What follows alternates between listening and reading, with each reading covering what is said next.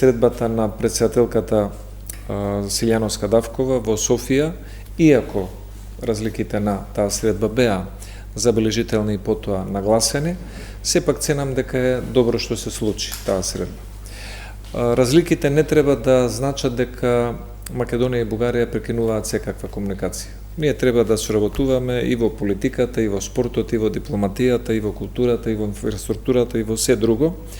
Она што е востановено како разлика и тоа што се случило во минатото со договорот за добрососедство, па како од тој договор за добрососедство стигнавме до влошување на тие меѓусоседски односи, е историјат кој што може да го дискутираме долго време, но во секој случај тука се разликите и треба да се најде начин како да се биде прагматичен. Средбите, меѓу другото, праќаат порака дека не можеме да бидеме непријатели кои што едноставно ќе се оделиме, да разговараме воопшто, да не се дружиме, да не споделуваме културни вредности и така натаму.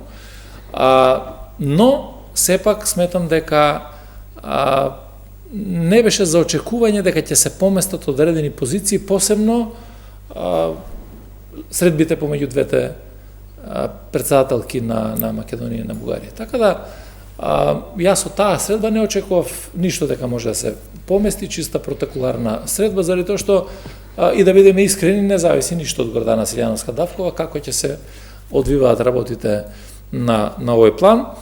Не зависи ни од Илијана Јотова. Не, веројатно не зависи од Илијана Јотова, ама мене не ми е важно што зависи од неја. Мене ми е важно што зависи од оние кои што ја представуваат Македонија.